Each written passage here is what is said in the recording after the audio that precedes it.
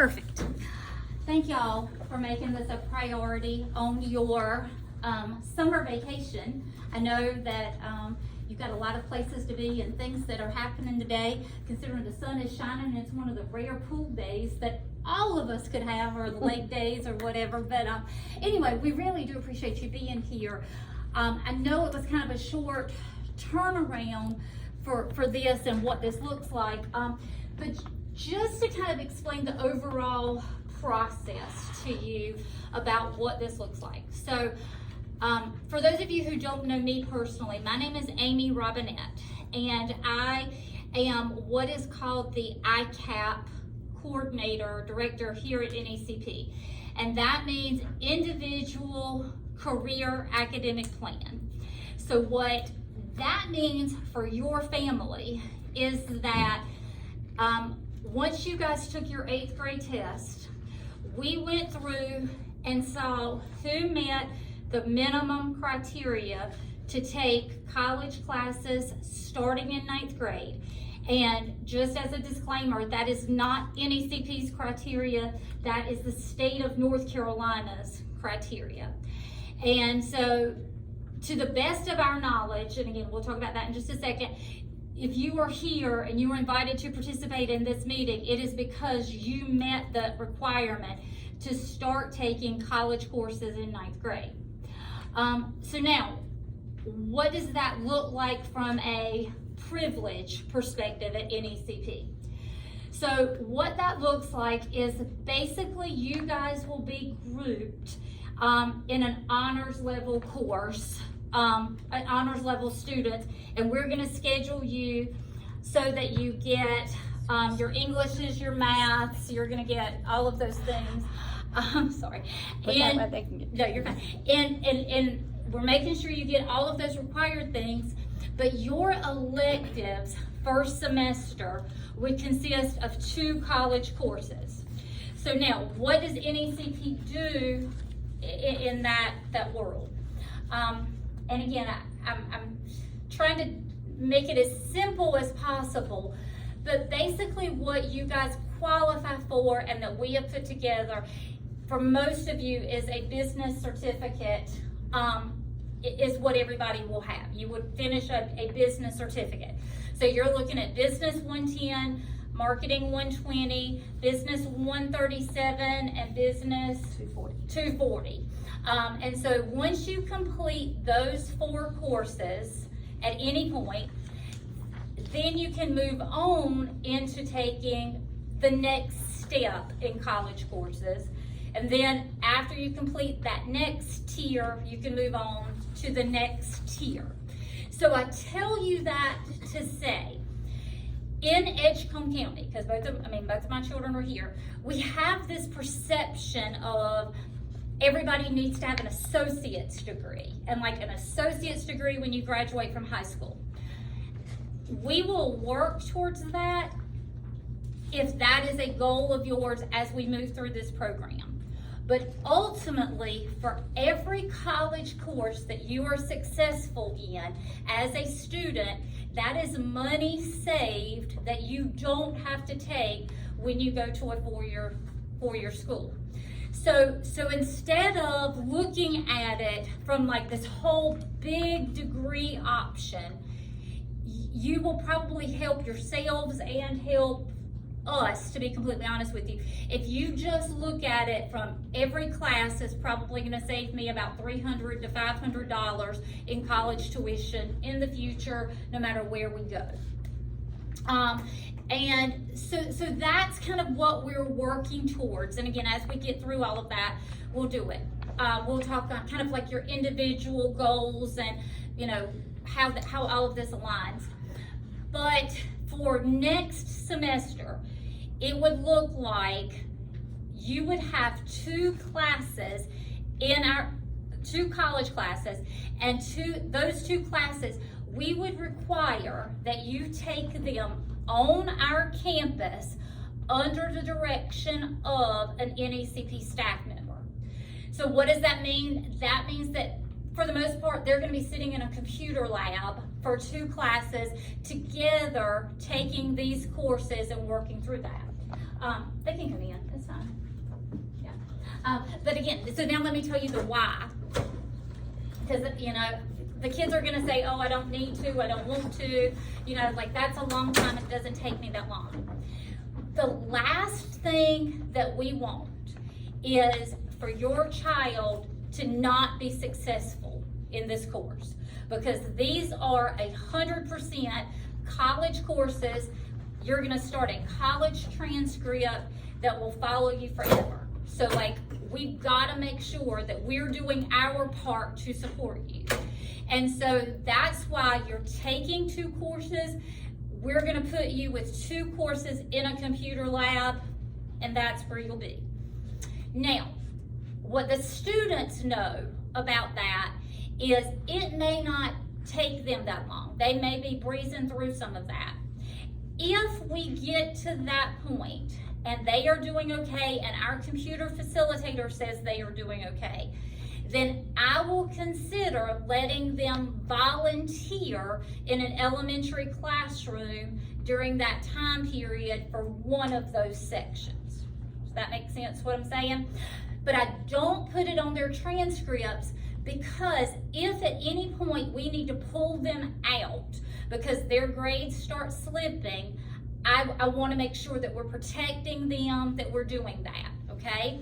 So just as parents, I just want you to understand the kids are going to say, Mom, I want to be a TA because I'm bored sitting in the library.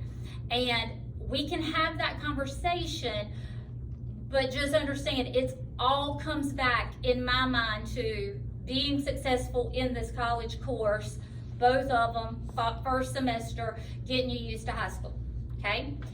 So then, because one of the things you guys are gonna do today is you're gonna register for, if you are interested, first semester and second semester, because we're gonna go ahead and like complete the certificate this year, if you will. So second semester, which would be after we come back from winter break, you still have 2 classes, 2 college classes, but I only give you 1 computer class at that point. At that point, hopefully the students have figured out how to work the system. They know how to budget their time a little bit more. They know if 2 classes is too much for them, we need to cut it back to 1. Again, it's gonna look different for everybody. But it is not unusual for students to be taking 5 classes in a 4-block period during their spring semester, okay? Again, I know I'm gonna sound like a broken record when I say this, but keep in mind, this is not a race. Even if you hear all of this today and you decide, I just don't think we're ready for this, that is A-okay, because you're not behind, but this is just what works best in our world to kind of get you through as many college credits as possible, but ensuring that you're successful. So that's what it's gonna look like freshman year, 9th grade. You're taking that, and if anybody asks, you're working towards your business certificate, okay? Then after that, then it becomes a lot more individualized, and we do a lot of different things. Now, what you guys need to keep in mind is, especially as you talk to other people at other schools, is you may or may not have health and TE 9th grade year. You may or may not have any of your foreign languages your 9th grade year, okay? Again, we have a plan, and this is, I think the students should have all seen this or will see this a lot. And again, I'll upload this and email this to everybody. But it's kind of the track list for what you need to graduate from NECP. And just so you know, to graduate from NECP requires 28 credits, including 2 years of a foreign language and a math higher than Math 3. So you guys are all in here because you have completed Math 1 already in 8th grade and were successful in Math 1. So that means you'll be taking Math 2 in 9th grade. then that means if we follow the trajectory of that, you'd be taking Math 3 in 10th grade, and then you can choose at that point whether you jump over to college math, which would be like pre-calculus, calculus, that kind of thing at the community college, or Math 4. And again, that's going to look different for a lot of different people depending on what majors we're looking at and all of those things. But just know when you are tracking your credits that these college courses are going to count as electives for you, okay? So just kind of keep that in mind. Know that's one of the things we're working towards, and that it matters. It matters in high school and it matters in college. The last thing I'll just kind of say is understanding about what it means to take a college course in high school. Miss Drake is our career coach, college coach for Edgecombe Community College. She's our everything for Edgecombe Community College. And I'm always really, really careful because I want to make sure you guys understand our relationship with Edgecombe Community College and just how amazing this woman is.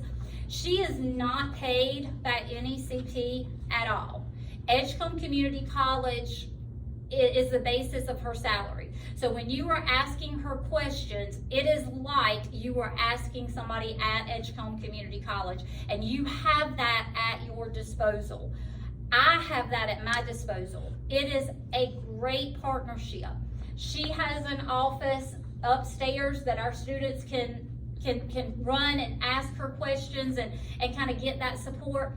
But just know that there are going to be some things that she doesn't answer or she doesn't know specifically in relationship to your NECP schedules.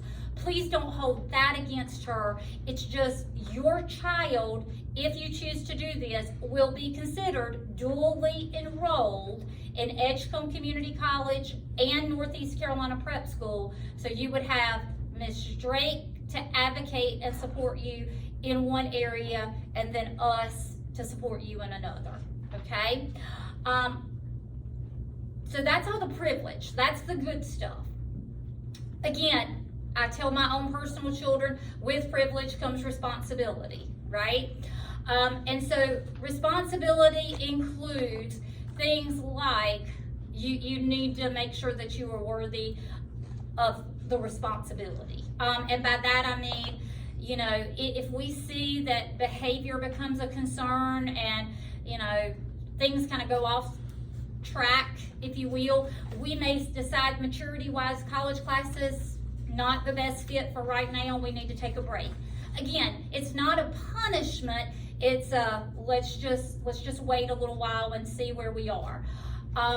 The other thing too, as parents, and again, I'm a parent, so I get it, that can be hard to swallow, is that when your child registers for these courses, they are considered a college student.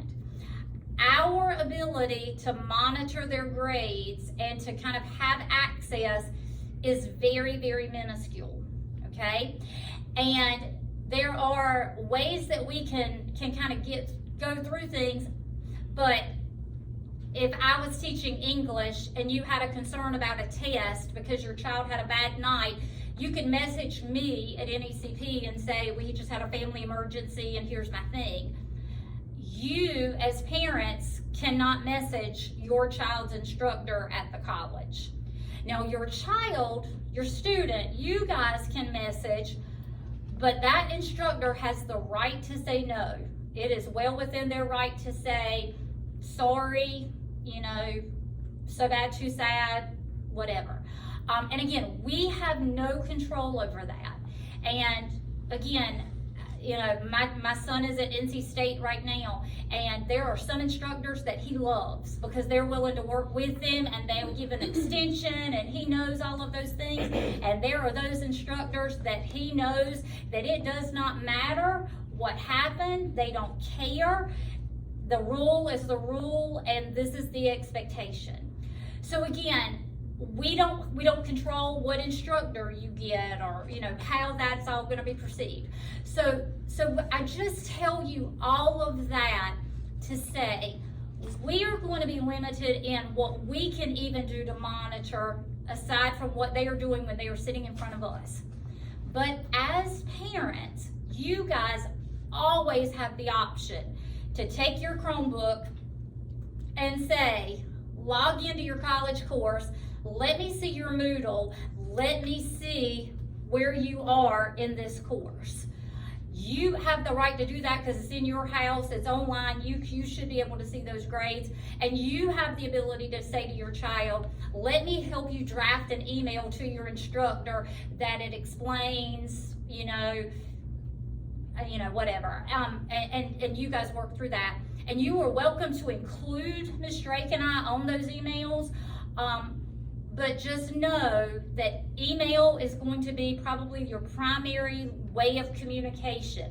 So if you have a student who maybe is not the best with reading their emails and checking and doing things like that, again, no disrespect, but this may not be the program for them right now.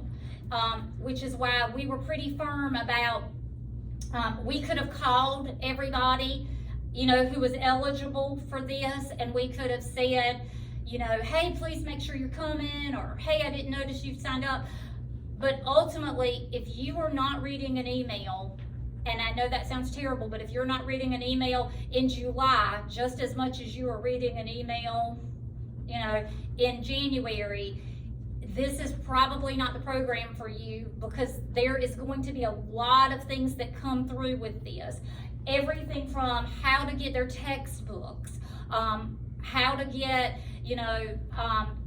like travel, how we're going to get them back and forth to campus as things progress. And there's a whole bunch of steps that are involved in this, and we are just at the introductory phase of that, okay?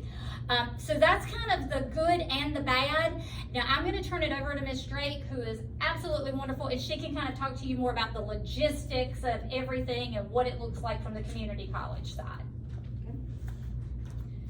Okay, so I have met several of you because we've talked about this, but I am Melissa Drake. I am college career coach for Edgecombe Community College. The state of North Carolina, about 10 years ago now, decided that students in rural areas of North Carolina could not be competitive with students that were from the metropolitan areas because they didn't have the option of taking AP classes when they got to college. They had no AP credits. So you had students graduating from Orange County, Chapel Hill, Wake County, Charlotte, Meck, that were going into college with 28 college credit hours, with 18 college credit hours, with all these college credit hours because their schools were offering either AP or IB programs. So the legislature decided they wanted to even the playing field, but they couldn't afford to put AP programs in every single high school in North Carolina. It's just far too expensive, especially the labs and those kind of things. So they came up with the idea, why don't we utilize the community colleges? Because they're already college classes and they're in, either they are in or they are serving every county in North Carolina. So they had a pilot program, and Edgecombe was one of the 7 counties in the state that piloted the program. And that's why Edgecombe has grown so much in this. And one of the reasons why NECP has grown so much is because they're here in Edgecombe County, where they've kind of worked out all the logistics and all the bugs and all of how to best fit this program for high school students. The idea was that if students could take college classes while still in high school, they could go to a 2-year or a 4-year college, and they could receive college credits before going to college. That makes them more eligible for scholarships, and it makes them more eligible for finishing up in a timely fashion. Because if you had any kids already in college, or you yourself have been there, you know that a 4-year degree may take 5.5 years, or a 2-year degree may take 3 years. And so that cuts out tremendously on the amount of time that you will spend there, and therefore it helps you save money. So this program is not designed to say, if you do this program, you'll graduate college in 2 years. You may, and people have done so, but it is designed so that, it was originally designed so that students could be competitive. We wouldn't send them off to college and they drop out. Now, I'm from Edgecombe County, I'm from Macclesfield. When I went to college, my dorm had more people than my town. And it was a shocker, I tell you. It was quite the learning curve. And so what they're trying to do is have a transition between high school where I don't feel good, I've missed my 10 days, but I still need to go to the doctor, I don't like to read emails, I need my parents to be my advocate, between that and a college class where there's none of that. You get this many days, and if you're over, I'm sorry, but the state will not allow me to give you credit for that, and you will have to retake the course, regardless of the reason you're out. Or you get so much time to complete an assignment, and if that assignment is due on the 19th of June, and at 11 o'clock your internet goes out while you are trying to submit it, you just get 0. You get no credit. And so this program was designed to be a good transition to help students transition through that before they're dropped off in college. And has since grown tremendously so that they then realized, oh, we can use this also for kids who don't want to go to a 2 or 4 year college, but they want to go in the workforce, or they want to get an associate's degree and get a job right out of high school, or they want to end up in a trades, some type of trades career where they're going to make more money than I'm making. I promise you. There's not a person graduating from HVAC or electrical or construction that makes less than I do. They're all making more than I do. And I know, because I pay them $120 an hour when they come out and look at something in my house. And I know you do too, and it doesn't matter that, I know it's $120, you were here 15 minutes. Oh, well, that's our minimum. It doesn't matter, that's our minimum. So, as a matter of fact, I looked it up just a couple of weeks ago. Last week, we had to have a report that we were doing, and I looked up, and Georgetown just came out with a new report that said by the year of 2031, so you guys know what year that is. By the year 2031, only 41% of the American workforce needs a 4-year degree. And the other 59% need an associate degree or credentials where they can go into the workforce and start stacking those credentials, and that workforce can send them back for the specific training that they need. So this has then ventured out into, let's see if they're interested and what they're interested in. So as a high school student, you have the option of going basically one way with trades and credentials, another way with just college prep classes, or a combination of the two. And in NECP, we find that there is definitely a combination of the two. Last year, this senior graduating class had over 1,900 college credit hours. But out of the 62 that graduated, 54 of them also had a associate's certificate, not degree, but certificate in a specific area. And so the last year's graduating class, and my hats are off to Miss Robinette because she is the beauty of how this works at this school. But they were able to streamline their classes here so they could do both. So that being said, at one time this was only available for juniors and seniors. And then 3 years ago, the state said, you know what? We've got some freshmen and sophomores that are career focused and they know what they want, and we should be able to open this up to them. However, since we're going to pay for it, the state of North Carolina, then we're going to decide which areas we need them most in. So the state has 5 areas. Of those 5 areas, only 2 of them are offered at ECC, and that is ag business and straight business classes. And so you guys come on in, and you know, you're going to look, there's some sheets right here. Get you one of each of those, and you're just fine, no problem. Okay, so the state only allows our freshmen and sophomores to pursue their certificate in one of those areas. And so that's why Ms. Robinette and I came up with a plan for business, but I know some of you have already talked to me and you're interested in ag business, and that's no problem at all. And so if ag business is what you'd rather have instead of straight business, then we'll get you in that as well. But it has to be one of those 2 areas. As far as taking college classes, Ms. Robinette alluded a little bit to the responsibility. It's a good time to do a little growing up, and a good time to go ahead and get to that point if you think it's a good time for you. But it is very intense in terms of your responsibility.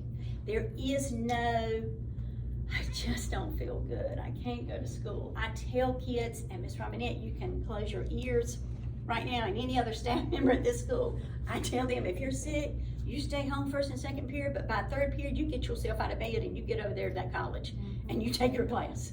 If you can't make it to NECP, I'm so sorry, but you get over there to that college and you take that class.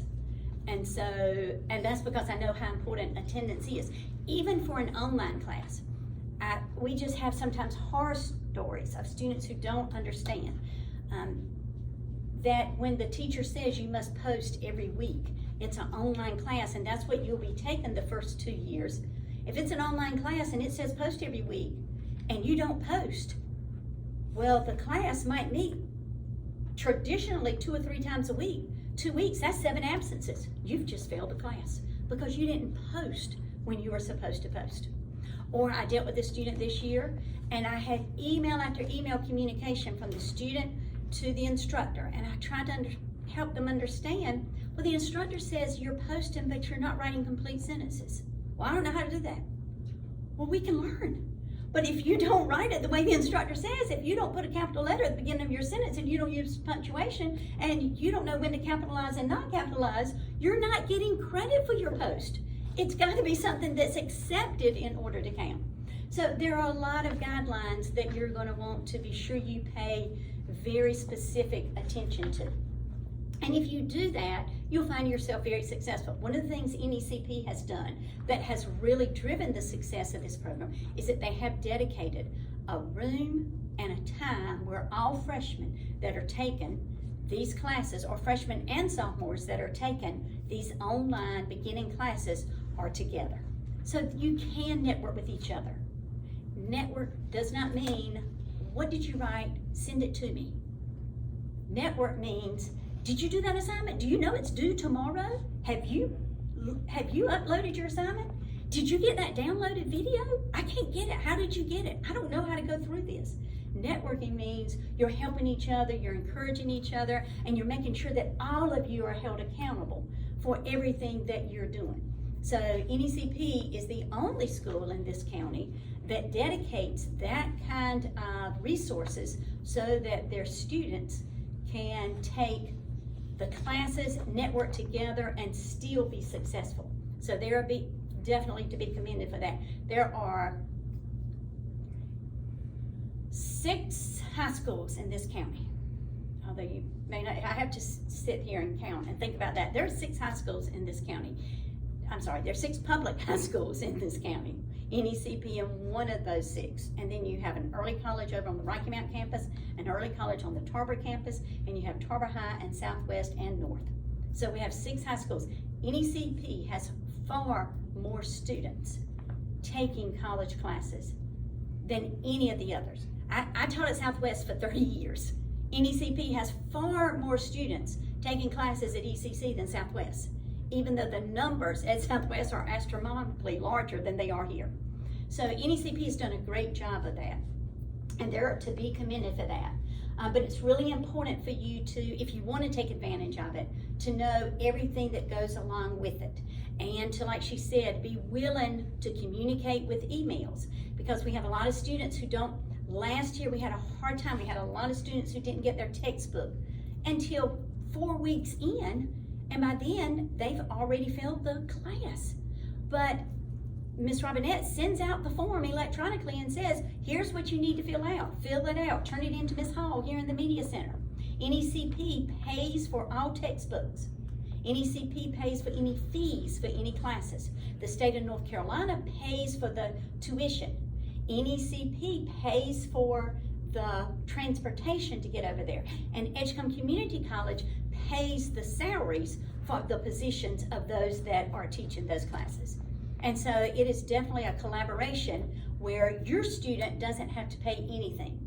And so if they're interested, by all means, if you think you're ready for this step, jump into it. Get some free college credits, because then you can get an idea of, is this the area I want to go in? Do I want to try something else? And the sooner you jump on board, the more options you're going to have. You also need to keep that GPA up. You're obviously in this room because you have awesome GPAs and awesome test scores, but you have to keep it up because it's a semester by semester thing. And if you drop down too low, I can't put you back in that class. Now, I gave you 2 sheets so you can kind of see what's going on. The first one has some shaded areas in it, and it lists it by the grades. This is a plan if you decided you wanted to get an associate's degree. The first 2 years, 9th and 10th grade, are pretty much non-negotiable. Either we take those classes or we just wait till our junior year. But you can see the junior and senior year have a lot of options, a lot of classes, and a lot of time spent. So many students, they start off taking all of those classes their freshman and sophomore year. But by their junior year, they've decided, you know what, I don't want an associate's degree. I want to go get some criminal justice classes because I think I might be interested in that. I want to go take some automotive classes. I'm not going to major in that because I want to change my own oil.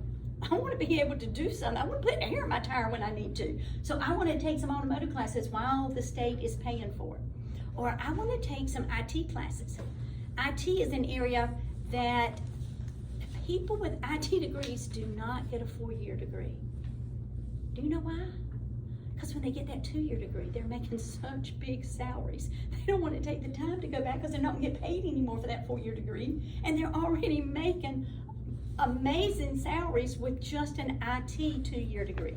So we have more IT classes than anything that students can take while they're still in high school to get you started on that path.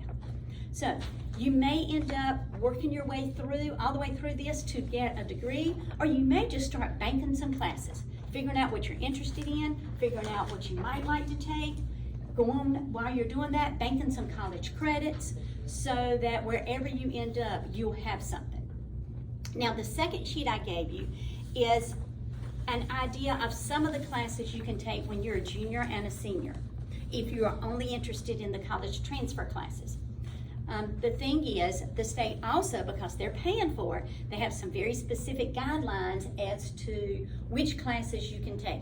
In other words, you can't just go and take 12 math classes. You have to be well-rounded. Just like you are getting a bachelor's degree, you have to take 6 hours in English, you have to take 6 hours in humanities, 6 hours in social sciences, 6 hours in natural sciences, 8 hours in math, and when you've done all that, then you can start adding the extra where you are most interested. But I give you this just to show you that there are specific classes. I had an email this morning from a student who wants to take Biology 163. I had to tell her, I'm sorry, but the state won't pay for you to take Biology 163. I can get you in Biology 110, Biology 111, Biology 112, 168, but I can't get you in 163 because the state's not paying for that class.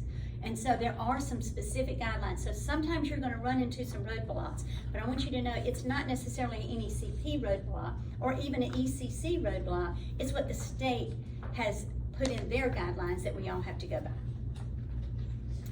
Okay, so now it's a good time for questions. What kind of question? I know some of you have already filled out some paperwork. I have some paperwork here that if you're interested, you're going to fill out before you leave if you haven't. But sometimes your questions are really helpful to everybody. So testing, like first semester, how does testing work? Do they have to be on campus at ECC to take tests? For these business classes, in the past, the instructors have not required it. Okay. So that they would take their tests right here on their computers. Now, there are some classes that the instructor requires, it's a testing software that they use that locks up the computer so that you can't use it to use any other website while you're taking the test. There are some instructors that use both those programs and the camera. If you're working off a device that doesn't have a camera, you can't use it. That you have to have the camera in place and your eyes have to be on the screen so many seconds out of every minute, and if they look down, then it locks you out of that test because they know they're looking at your phone. You know, they got no sense to know that you're using your phone to Google an answer or something. So it's up to every single instructor how they do testing. There are a couple of classes, like there's a communication class where the test, the final exam, even if you take it online, either has to be videotaped, your final presentation, or you go on campus and do it in person with somebody there. So there are guidelines, and that's a great question. There are so many guidelines for testing, but every instructor will set those guidelines. And in the past, these guidelines for these 4 classes have not been anything other than just take the test on your computer. Okay, thank you. I have a question. So I know you were saying for their freshman year they take 2 college core classes, correct? They're freshmen first semester. Right. Okay, so the first semester would be August to December, right? That's correct, yes, ma'am. So they would take 1 class that time, then January to May, another class? So they're freshmen, and actually, let me get this one so that I don't take yours.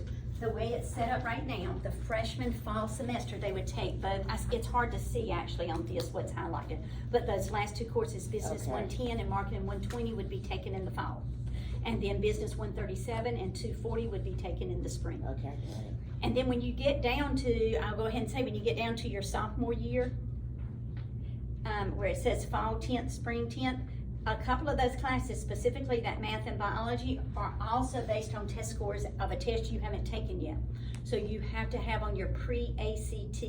So this school offers that pre-ACT for sophomores. And so when you have a test that's scheduled to take, and I'm gonna talk to you youngins right now, I got some youngins too, some babies. Take those tests seriously, because how you score on that will determine whether or not you can take some specific classes. And so when you have the opportunity to take a standardized test, you wanna take advantage of it. Don't stay home that day. Come to school, take the test that day, and do as well as you can on it. Tests are not everything, but they are sometimes the gateway to get into the path you wanna go down. And so you wanna take any kind of standardized test very seriously and make sure that you do as well on them so that you can place into that course. And if you don't, then we'll try to figure something else out. Yes, ma'am. What if they know what they wanna go into after school and college, and there's only 1 course offered and all of that? Okay, so give me an example. Art. Okay, so art, music are 2 of the areas the state of North Carolina has said we're gonna stay out of for dual enrollment, because high schools are so dependent on their art and music programs. If we offer it at the community college, then that draws away from the high school. And the purpose of the program was to supplement the high school, not take away from the high school. And so for those students, I usually say, there are a couple of music and art classes you can take, but they're very limited. But if you're gonna be a musician, you're gonna have to manage your money, take some more business classes. If you're going to be an artist, you're gonna need some geometry background. You're gonna need, depending on what kind of art, if you're going into graphic design, you're gonna need some math and engineering. And so if your child is only interested in one pathway and you can't get it this way, then it might be a good idea not to pursue this pathway. But there's North Carolina Virtual Public High School that has some classes. Ms. Robinette also has to hook up with some other community colleges that could end up being an option. And so if it may not be a good fit for everybody. And if so, that's, I think what Ms. Robinette was saying, that's the beauty of it. If it's not the best fit or the best timing for that fit, then I would not pursue it. Okay. I think it's far more important to see if it's a good fit and if it's the best timing right now. Anybody else? The college classes are in the afternoon? Traditionally for 80% of the classes. Definitely for the freshmen and sophomores, because that's when they're online, but that's when NECP will offer them. Once they get to be a junior and a senior, 80% of them are in the afternoon, and the college does that because the high schools found that they would like to get their maths and science and required high school classes out of the way in the morning and leave the afternoon for the students who want to leave and go take college classes. Now, Ms. Robinette does have quite a number of seniors, especially, who end up taking classes in the morning because they've gotten everything else out of the way. They only need 1 NECP class to graduate. And so they take that 1 class when it's offered, and then they still are on the ECC campus in the mornings. But that's almost always just for seniors to have gotten to that point. Yes, ma'am. Are they eligible to take classes throughout the summer, college course classes? They are, if it's in this pathway, and if they fit the criteria for that past year. So, like right now, they couldn't this summer because they haven't become a freshman yet. Once they become a freshman, let's say they decide that having 2 classes in the fall was really maximizing them out. You saw some stress you didn't want to see.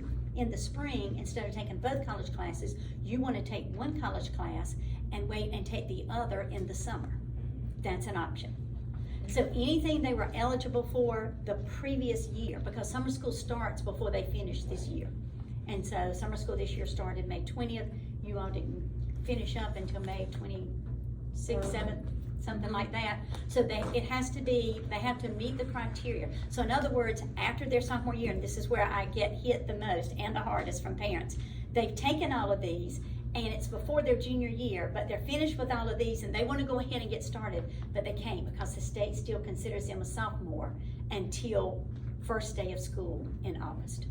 So yes, but again, it has to be within these prescribed classes and it has to be something ECC offers in the summer. Okay, so I have these applications. You don't do anything to the back. The kid does these applications, okay? If your child is not ready to fill out an application, your child is not ready for a college class. So that's why I say the child does this, because all the information is for the child. It asks for a cell phone number, that's the child's cell phone number. It asks for an email, that's the child's email. It asks for a signature, that is the child's signature. And so the child will fill this out. You leave it with me today if you haven't already done so, and you're interested in taking some. If there is any kind of discussion to be had, we can do that by email throughout the summer. My email address, I just wrote in on that sheet I gave you so that you will have that. You will need to use an ink pen. You will need to print. It will need to be legible because when they put this in the system, it's got to be correct. And then we'll go from there. I'll go from there in terms of processing them. So you don't have to do anything on the back, but I do want you to fill this out before you leave if you haven't yet done so. I assume they have to use their NECP given email and not their personal email. That would help me just because this summer if I have to contact them, that's what I'm gonna do is use that NEC email to contact them. I will say this, and this again is to the students. When you start communicating with somebody professionally, which you will do, your instructor is a professional. You will write a professional email. You won't be like, Doug, this is Melissa. You're gonna be like, Mr. Perisher, my name is Melissa Drake, and I am taking Business 110 Online Section 3. It will need to be very, very professional. And if you don't have one, and you don't use your school address, and you like using your personal email address, first of all, if you communicate with anybody in ECC, you have to use your ECC email address. And once I've processed your application, you'll be given an ECC email account, and you'll have to use that. But even for communication with myself, I don't want to get an email from, I like big things. I don't want to get an email from, I'm pretty cute. Don't be surprised. I don't want to get an email from, unicorns are hot. I want to get an email from somebody that gives something about your name, whether it's S. Smith or SJK or whatever. But nobody in the professional world wants to know anything about you from your email address. So if you don't have a professional email address, you need to do that as a freshman in high school so that you can communicate on a professional, because you may end up applying for some scholarships or from stipend money or anything. So that's just for you to know, once you're in high school, you need to have a professional email address. But this one will be your NECP email address.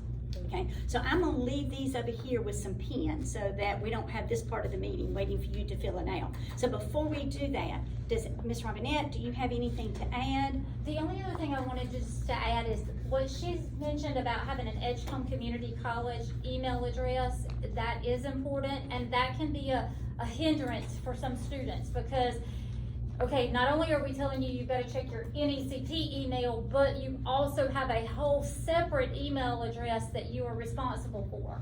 So really, I mean, again, this is why this meeting was so important. It's just to understand that we work closely together, but these are two separate entities with two separate responsibilities and communication methods. And so Edgecombe Community College, NECP, and you just can't always assume that we are communicating, because there's a whole bunch of us and we're gonna do our best, but you guys just making sure you're doing your part on that. And then the last thing I did want to say, and again, I don't need to say this for camera because they can hear me, but just for any of the student athletes, because I want to make sure you understand, we actually had a situation last year that was kind of sad, in the sense that in order to be an athlete, you have to pass a percentage of any of your courses that are on your transcript, right? And we had a student athlete who, for lack of a better term, just kind of lost the motivation about halfway through their college courses, and just whatever. And they didn't pass their college classes. They are not eligible for sports or some of those other PBIS things or all of those things that are tied to grade placement because of this. And there is no summer school redemption, there is no any of those things. So again, just please keep in mind, if you ask Ms. Drake or I, or even Dr. Franks or anybody else a question, we genuinely want to tell you yes, and we genuinely want to help you. But there are going to be some situations where, as you enter into this world, our answers are just no. Our answers are just, I'm sorry, this stinks. I know you've had a million things that were happening. We understand as people why this happened, but this is the rule and this is the consequence. And so again, just kind of keep that in mind as you kind of go through this process. And also that reminds me, I need to let you know, so ECC uses a two-factor authentication process, so that in order to get into the class, they will need their Chromebook and they'll need a phone. And that's why you don't see me, I won't be without it, because I can't get in my computer without my phone, because they'll send a code to an app on your phone. If you don't have a phone, there is a workaround. The college will offer you or issue you a fob that looks kind of like a flash drive, and that will give you your code every time. But I need to know that ahead of time. So if you are interested in taking college classes and you do not have, that you will not have access to your phone every single day while you're in high school, then I need to get a fob ordered for you. And then that's, like I said, it's the size of a flash drive. It'll fit in your pocket or wherever, and you'll just click that every time to get your code. But for the majority of the students, if they're using a phone, they'll use their phone to get their code. And if it's, I don't know about their classes, if it's like mine, after so many minutes, it'll lock me out and I have to have my phone again. And because mine is a little bit different program, then I have to have facial recognition. I have to be looking at it. If I'm not looking at it, then it locks me out. Then I can't get back in for another hour. And so if they want to take classes, but they're not gonna have access to a phone, then their own phone, then I definitely need to know that so I can plan on that, and I can plan to get a fob that I can get to them. Okay, anything else? Any other questions? The way we're gonna sum this up is, if you've not filled out a blue application, they're over here. Your child is going to fill out a blue application. If she's not here, then you're gonna take it home, and then you can, I'll give you my number. I think Martika has my number, but I'll get it from you, get it back from you so that I can get it processed, because I need to go ahead and get these processed now. If we wait until August, it's too late to register you. And so even though classes don't start to August, it will be too late to register you.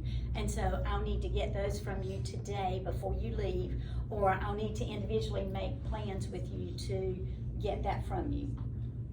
Okay, anything else? I think Miss Robinette's gonna finish up her video, and then we're still here. We haven't gone anywhere. Yeah, absolutely. Yeah, y'all are good.